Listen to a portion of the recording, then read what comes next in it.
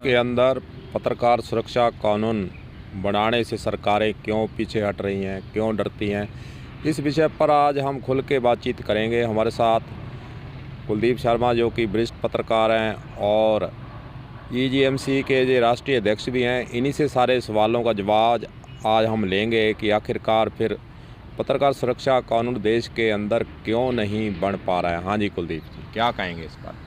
सबसे पहले तो मैं कलम न्यूज़ का और आपका धन्यवाद करना चाहूँगा। लगभग काफ़ी लंबे अरसे के बाद आपने जो है मुझे फिर इनवाइट किया है एक मुद्दे पर, वही मुद्दा पत्रकार सुरक्षा कानून। जैसा कि गुरुदेव जी आपको पता होगा, हम पहले भी इस मुद्दे पर चर्चा कर चुके हैं और संघर्ष भी हमने खूब किया है। एजीएमसी यानी editor and journalist media council ने खूब संघर्ष किया है और मैं अपने दर्शकों को और आपके दर्शकों को ये बताना चाहूँगा अभी जिस प्रकार से हमने संघर्ष किया, संघर्ष करने के बाद सीआईडी, सीबी से लेकर सीआईडी ने भी रिपोर्टें जो है राज्य सरकार को भेजी हैं और उन्हीं रिपोर्टों के अंदर उन्होंने खुद भी इस चीज़ को माना है भी राज्य में, राजस्थान राज्य में पत्रकारों को सुरक्षा की अत्यंत आवश्यकता है। क्योंकि पत्रकार जब हम कलम उठाने चलते हैं या यूँ कहें जब हम अपने घर से निकलते हैं तो हमारे सामने कई चुनौतियाँ रहती हैं। सबसे पहली चुनौती ये रहती है भी हमें खबर करनी है, खबर करने से कोई नाराज़ नहीं होना चाहिए और अगर कोई नाराज़ हो जाता है तो कहीं ना कहीं किसी न किसी तरीके से हमें नुकसान पहुंचाने का प्रयास करता है। वो हो सकता है उस समय ना पहुंचाए, आगे चलकर पहुंचाए। तो जाहिर सी बात है, जैसा कि अभी पिछले दिनों में मैंने एक स्टिंग चलाया था चिट्टे को लेकर, तो जाहिर सी बात है ऐसी जब हम काम करते हैं ऐसे लीक से हटकर या यूँ कहें जब हम पत्रकारिता को सही मायने में, पत्रकारिता का सही मायने में अर्थ यही होता है भी सरकार को और प्रशासन को जगाना, उनकी आंखें खोलना और उन्हें ये बताना भी आप कहाँ गलत हैं और कहाँ सही किया जा सकता है। आपका सवाल ये था भी आखिर सरकारें डरती क्यों हैं? इसमें बड़ा फ़ायदा सरकारों को होता है क्योंकि अगर मीडिया के प्रति जवाबदेही अगर तय हो गई, चाहे पुलिस प्रशासन की होगी, सरकार की होगी, मीडिया के प्रति सुरक्षा जो है वो तय हो गई, तो कहीं ना कहीं जो राजनेता और जो ये बड़े जो घराने हैं वो कहीं ना कहीं जो है मीडिया पर जो जिस प्रकार के अभी जो इन्होंने एक जाल बिछा रखा है एक मीडिया को कंट्रोल करने का, वो कंट्रोल जो है इनके हाथ से निकल जाएगा और इसीलिए वो डरते हैं। आज अगर कोई राजनेता किसी की संरक्षण में या किसी भी तरीके से हम पे हमला करता है या हमारी कलम को दबाने का प्रयास करता है तो मामूली धाराओं में या यूँ कह सकते हैं अगर हम पत्रकार सारे इकट्ठे होकर प्रेशर भी डालते हैं तो एक मारपीट का मुकदमा, आपको पता है लाखों करोड़ों मुकदमे जो कोर्टों में चल रहे हैं, बैल हो जाती है हाथों हाथ।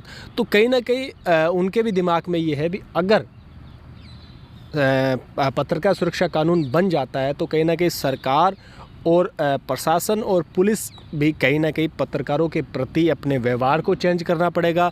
पत्रकारों के प्रति जो है उनको सारी चीज़ों को बदलना पड़ेगा, जिसकी वजह से जो सीधा नुकसान जो है वो सरकारों को हो सकती है क्योंकि सरकारें हमेशा मीडिया को कंट्रोल में रखना चाहती है और जब वो पत्रकार सुरक्षा के लिए हकदार हो जाएगा तो कहीं ना कहीं वो कंट्रोल ख़त्म हो जाएगा।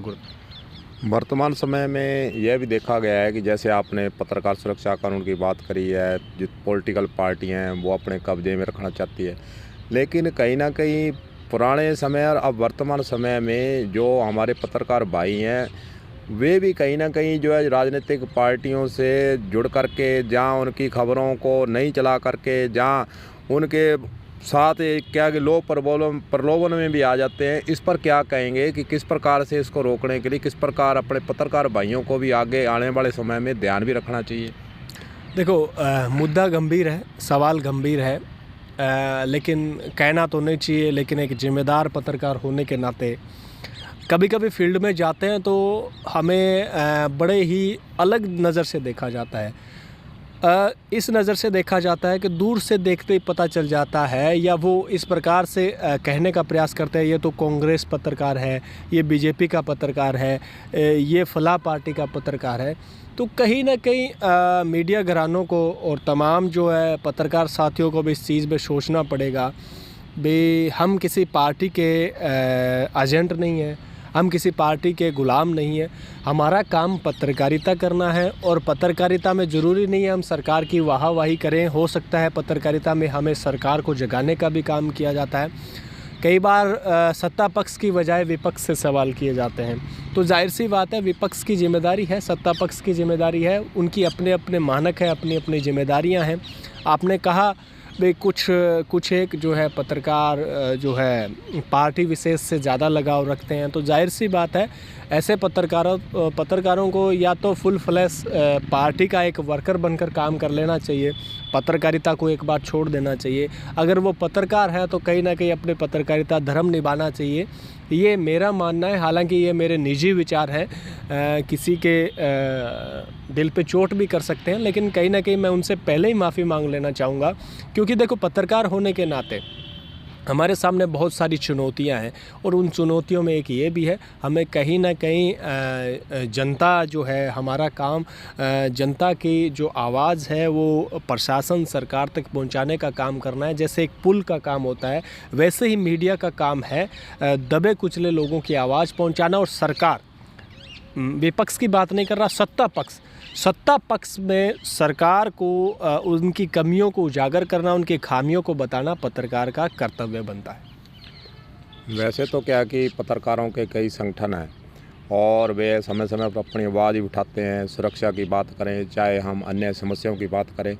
लेकिन आपने ईजीएमसी के माध्यम से खासकर पत्रकार सुरक्षा कानून को बनाने के लिए संघर्ष भी आपने शुरू कर रखा है। और यहाँ तक हमें सूचनाएं जो प्राप्त हुई हैं, भी राजस्थान सरकार ने आपसे कई सूचनाएं मांगी हैं और हालांकि मुख्यमंत्री निवास, मुख्यमंत्री ऑफिस से भी आपके पास पत्र भी आए हैं कि आप पत्रकार सुरक्षा कानून क्यों चाह रहे हैं, क्या कारण है, क्या इसके मंशा है। तो वो आपकी जो अभियान है वो कहाँ तक पहुँचा है, अब बात कहाँ तक पहुँची है आपके?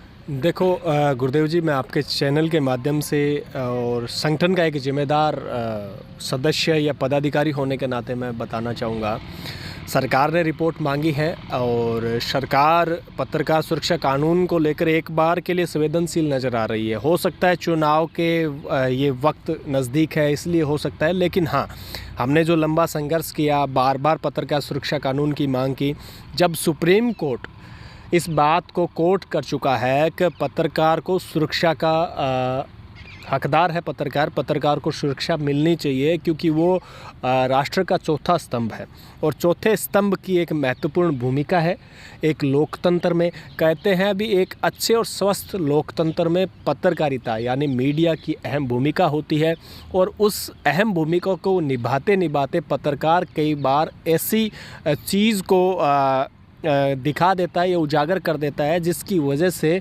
उसे या उसके परिवार को बहुत बड़ा खामियाजा भुगतना पड़ता है।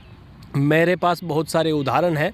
हमने जब सीआईडी, सीबी और सीआईडी ने जब हमसे जवाब तलब किया, हमसे पूछने का प्रयास किया भी आप पत्रकार सुरक्षा कानून क्यों चाहते हैं, तो भी हमने एक ही चीज़ कही थी भी हमने कुछ उदाहरण दिए थे, कुछ मुकदमों की कॉपियां हमने भेजी थी, कुछ एफआईआर जो है वो हमने भेजी थी और बहुत सारी ऐसी एफआईआर है जिनके बाद में एफआईआर भी लगी है, तो उनको भी हमने भेजा था, वहाँ पर उनके नंबर वगैरह उनकी कॉपियाँ भी भेजी थी। वो एज ए उदाहरण के तौर भेजी थी भी आप इस आंकड़ों पर नज़र डालें भी पत्रकारों पर इन सालों में कितने मुकदमे दर्ज हुए हैं, पत्रकारों पर इन सालों में कितनी बार उन्हें कुचलने का प्रयास किया गया, कितनी बार उन पे हमले किए गए, कितनी बार उनकी कलम को दबाने का प्रयास किया गया, यानी लोकतंत्र की हत्या करने का प्रयास किया गया। हालांकि पार्टियां अपने अपने दावे करती है, लेकिन फिर भी पत्रकारों के साथ दुर्व्यवहार जैसी घटनाएं हर रोज़ देखने को मिलती है। और उसके अलावा बहुत सारे पत्रकार हैं जो अपनी जान तक कुर्बान कर चुके हैं। जान कुर्बान इसलिए कहेंगे क्योंकि उनकी हत्या कर दी गई। वो एक परिवार के लिए हत्या है, पुलिस की लैंग्वेज में हत्या है, लेकिन हमारी लैंग्वेज में वो एक कुर्बानी है। उसने अपने पत्रकारिता के धर्म निभाते निभाते खुद को कुर्बान कर दिया। हर पत्रकार में अपना एक जज्बा है। अगर फ्री हैंड मिलता है, अगर पत्रकार सुरक्षा कानून लागू होता है, तो मैं आपको दावे के साथ कह सकता हूँ सरकारों के खिलाफ रिपोर्टिंग इस प्रकार की आएगी कि सरकारें एक दिन में भी गिर सकती हैं। ये थे हमारे साथ कुलदीप शर्मा जी, जो कि वरिष्ठ पत्रकार भी हैं। पत्रकार सुरक्षा कानून को बनाने के लिए मुहिम इन्होंने छेड़ रखी है। अब देखने वाली बात यही होगी कि सरकार कब इस मुद्दे पर अहम फैसला सुनाती है, कानून बनाती है, ये आगे देखने वाली बातें होंगी। आज के लिए बस इतना ही। फिर कोई नया वीडियो हम लेकर पेश होंगे। मेरे कैमरामैन चेतन प्रकाश शर्मा के साथ गुरदेव सिंह सैनी की नमस्कार।